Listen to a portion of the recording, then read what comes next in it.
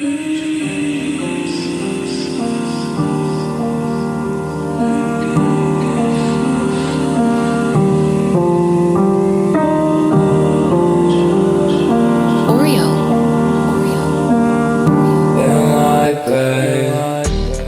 has inspired you the most and why?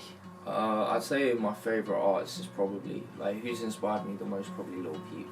I just related to him a lot as a person. I think the way we handled things were very similar, the way we reacted, everything was just very similar between, I just felt that connection to him as an artist and as a person, and I think,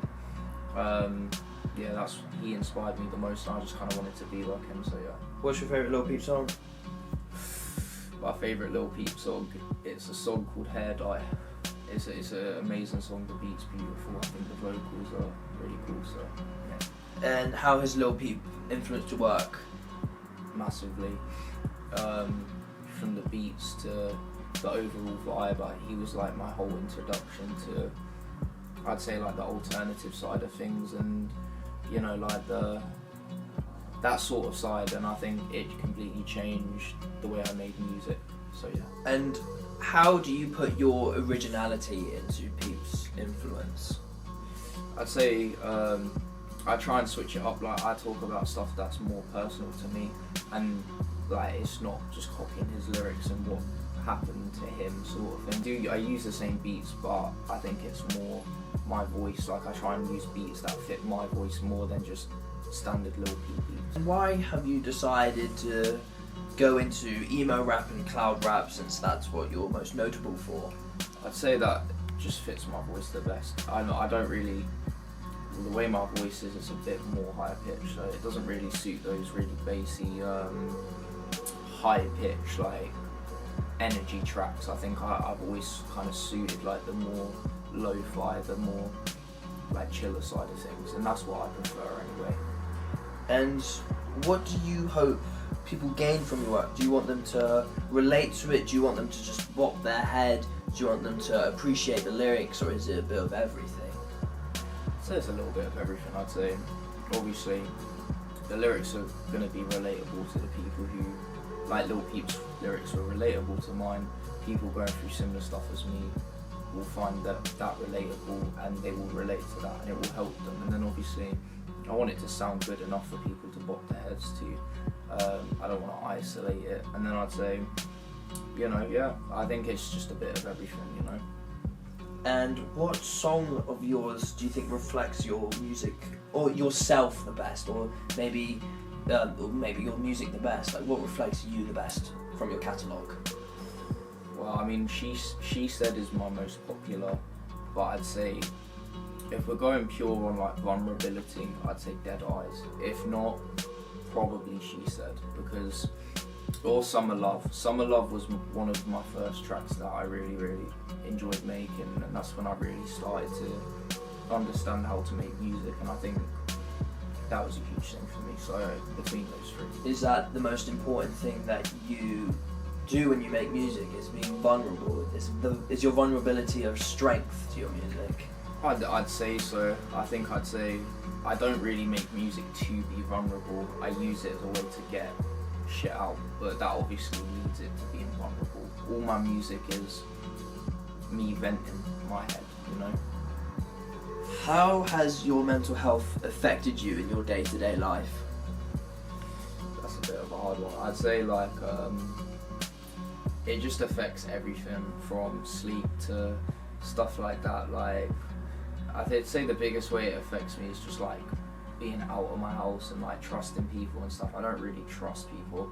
I think in this world it's hard to trust people, but it's a bit more extreme on my side because you never know what people are thinking, Yeah. And do you think your mental health has strengthened your ability as an artist and to be able to connect to people better? I would say so. It's one of the few gifts you get from it. I'd say most geniuses aren't always fully there, There's a lot of benefits in a sense that come from having bad mental health, but you've just got to find what it benefits, and that's the key to escaping that in the long run. What's been your biggest tragedy and how has it affected you? I'd say probably, I don't know, maybe heartbreak. Like just over the years, and it can be friends, like relationships, anything. You know, people don't realise how bad heartbreak is until it happens to them. You know, you see all these things on shows and you're like, why is he so angry? Like, why is he overreacting to that? You know, but then when it happens to you, like, oh wow, like, this sucks, you know? And I think, yeah, it's just one of them things you never fully heal from. It's something you just kind of learn to live with. What is the hardest part about having mental health? Anxiety for me. I'd say it's different for everyone. Some people have real bad depression and, you know, they hurt themselves, or, you know, with me it's anxiety because I don't really leave my house, like, and when I do it's for brief periods. I don't really like a lot of people, you know, like, and I think for me it's just something where humans are naturally social creatures, and when you have real bad anxiety and you're hella awkward, you know, you're not noticed and no one really talks to you, and then it leads to isolation, which then just leads to other problems. So yeah. Where do you see yourself 5 years mentally?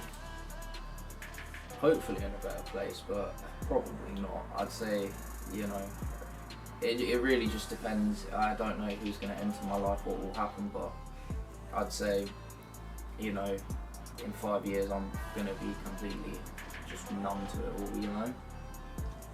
What has been your biggest escape from your mental health? Music and like substances, you know.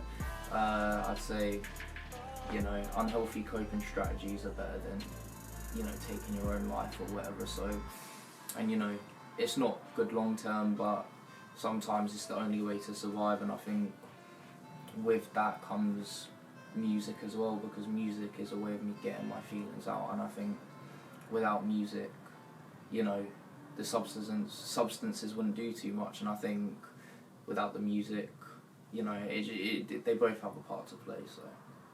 And lastly, what would you say to someone who feels suicidal?